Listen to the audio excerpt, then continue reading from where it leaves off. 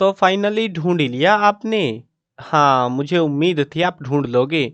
आज की इस वीडियो में मैं आपको बताऊँगा कक्षा 12 हिंदी, नैतिक शिक्षा, हरियाणा बोर्ड की किताब आपकी और इसका पाठ नंबर 14 आज मैं आपको एक्सप्लेन करने वाला हूँ। पाठ का नाम है करतार सिंह सराभा। एक देशभक्ति की कहानी है, मज़ा आ जाएगा आपको कहानी पढ़ के।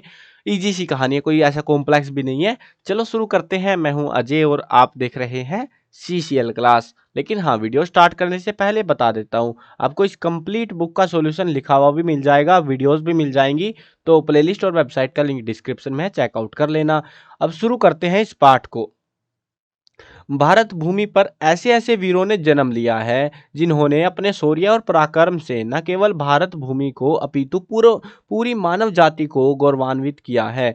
भारत के स्वतंत्रता आंदोलन में यूं तो अनेक वीरों ने अपने प्राणों की आहुति दी, किंतु अल्प आयु यानी छोटी उम्र में जो है मातृभूमि पर अपने प्राण न्यौछावर करने वाले बाल क्रांतिकारियों की श्रृंखला में करतार सिंह सराभा का नाम बड़े आदर और सम्मान के साथ लिया जाता है। यानी कि इन्होंने अपना जीवन भी पूरा नहीं जिया, बचपन की अवस्था में ही उन्होंने वो क्रांतिकारी बने और उन्होंने देश के लिए अपने प्राण त्याग दिए। अब देखते हैं क्या हुआ था। करतार सिंह देश के महान क्रांतिकारी थे जिन्होंने स्वतंत्रता की बलि वेदी पर 1 नवंबर 1916 को अपने प्राणों की आहुति दी थी। क्रांतिकारी आंदोलन में इन्होंने 20 वर्ष की आयु में महान कार्य कर दिखाए थे। इनमें देशभक्ति की भावना कूट कूट कर भरी हुई थी। वैसे तो देखो बहुत सारे लोगों ने यार योगदान दिया था ना इस चीज को लेके, देश आजाद कराने के लिए कितने सारे स्वतंत्रता सेनानियों के नाम हम पढ़ते हैं और कितने सारों के ही नाम गुमनाम हो गए थे। तो ऐसे ही कुछ लोग जिनके बारे में हमने पढ़ा नहीं है, सुनने को नहीं मिलता, तो ऐसे ये ऐड ऑन करते हैं इस बुक, इन बुक्स के थ्रू हमें पढ़ाए जाते हैं वो, और पता लगता है हमको। अब इनमें जो है अदम्य साहस, आश्चर्यजनक आत्मविश्वास और आत्म त्याग था। वह विप्लव के अंगारे थे, यानी कि क्रांति के अंगारे थे, क्रांति से भरे हुए थे। मतलब ऐसे जनता को भड़काने के लिए, देश की आज़ादी के लिए पूरे प्रेरित थे वो। उनकी नस नस और रोम रोम में विप्लव था। विप्लव का मतलब क्रांति, ठीक है ना। तो यहाँ पे ब्रैकेट में लिख रखा बकायदा इन्होंने इसीलिए। जिस दिन वह फांसी पर चढ़े उनके मुखमंडल पर प्रसन्नता नृत्य कर रही थी, यानी कि वो बहुत खुश थे और शरीर का वजन 10 पौंड बढ़ गया था उस दिन। ये कमाल की बात है, यानी कि व्यक्तियों को डर लगता है कि मेरी मृत्यु आ गई है, तो वो डर के मारे उनका वजन कम हो जाता है। ये खुश थे उस दिन और इसकी वजह से इनका वजन 10 पौंड तक बढ़ गया था। इस प्रकार वह महान क्रांतिकारी थे। करतार सिंह सराभा का जन्म, अब यहाँ पे सारी जीवनी, एक्चुअल चैप्टर हमारा यहाँ से स्टार्ट होता है, ठीक है ना। तो इसमें से क्वेश्चन आएंगे, ध्यान रखना, छोटे क्वेश्चन 1 मार्क्स टाइप के क्वेश्चन बनेंगे, बड़े क्वेश्चन नहीं बनेंगे इसमें से। सो अच्छे से पढ़ लेना इसको। इसमें डेट वेट या ऐसे कुछ नाम पूछे जा सकते हैं एग्जाम्स में इस चैप्टर से, ठीक है। यहाँ से एक्चुअली स्टार्टिंग होती है चैप्टर की सही मायने में। तो करतार सिंह सराभा का जन्म 1896 में जिला लुधियाना के सराबा नामक गांव में हुआ था, इसीलिए हम कहते हैं करतार सिंह सराभा शायद से। आपकी प्रारंभिक शिक्षा, भाई आपकी क्यों लिख रहे हैं, चलो कोई ना, इन्होंने अपने स्टाइल में लिखा हो जिसने भी लिखी हो किताब।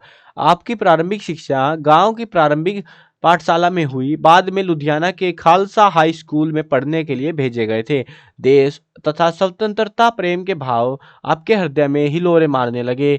आपने अमेरिका जाने का संकल्प किया और सैन फ्रांसिस्को बंदरगाह पर पहुंचे। शायद ये कहीं से उठा रखा है, मतलब ये किसी ने जो जीवनी या कुछ बताया होगा ना, तो उसने बता, उसमें संबोधित किया होगा आपने ऐसा करा, आपने ऐसा करा, और उसी से वो ऐसे का ऐसे उतार दिया उन्होंने, ठीक है। तो ट्रांसलेट नहीं करा सही तरीके से, इसीलिए आपने अपने वाली फील आ रही है।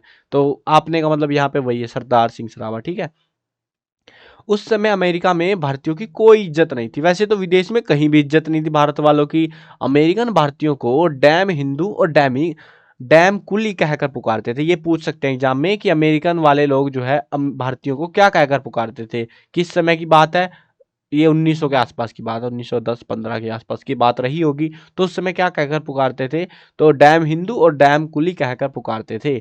तरुण करतार सिंह ने जब ये शब्द सुने तो वह तिलमिला उठे, उनको गुस्सा आया। मतलब ये अंग्रेजी वाले हैं, ये हिंदी वाला डैम नहीं है, ये वाला डैम है भाई। असभ्य शब्द जो गाली वाला डैम होता है ना, ये वाला, वो वाला ही ये डैम हिंदू डैम कुली ऐसे कहते थे वो लोग। उधर अपने देश भारत को याद करते तो उसे गुलामी की जंजीरों में जकड़ा हुआ, लूटा हुआ और असहाय पाते। इन्होंने अपने संकल्प को फौलादी बनाया।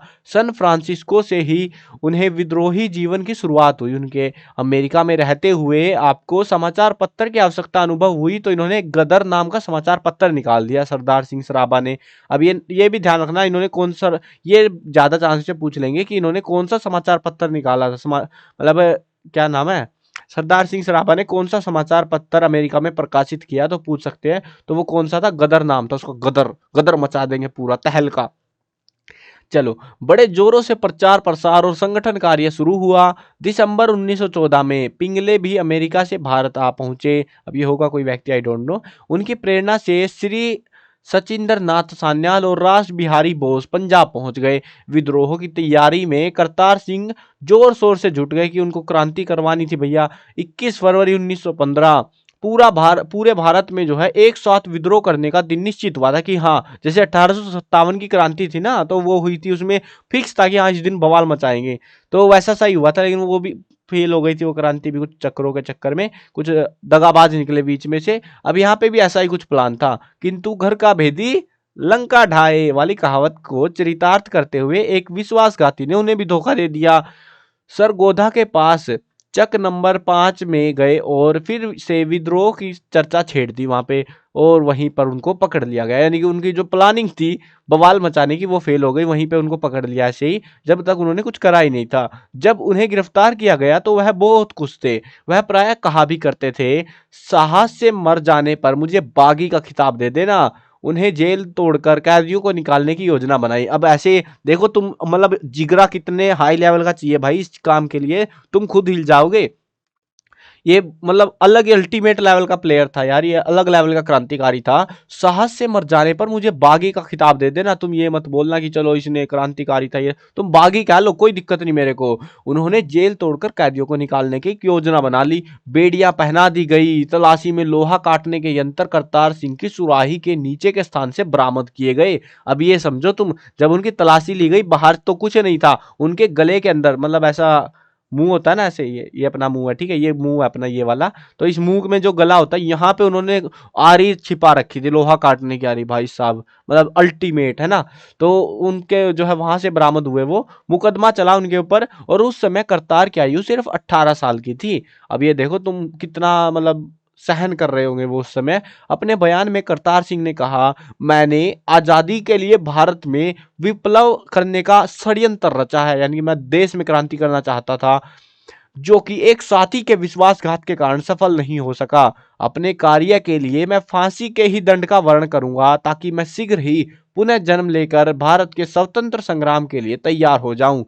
जब तक भारत आजाद न हो जाए तब तक बार बार जन्म धारण कर फांसी पर लटकता रहूंगा, यही मेरी अभिलाषा है। और यदि पुनर्जन्म में स्त्री बना तो भी विद्रोही पुत्रों को ही जन्म दूंगा, और कुछ मुझे काम नहीं है। मुझे तो अपने देश से इतना प्यार है कि देश के लिए मैं सब कुछ त्याग सकता हूं, कुछ भी करवा दो मेरे से।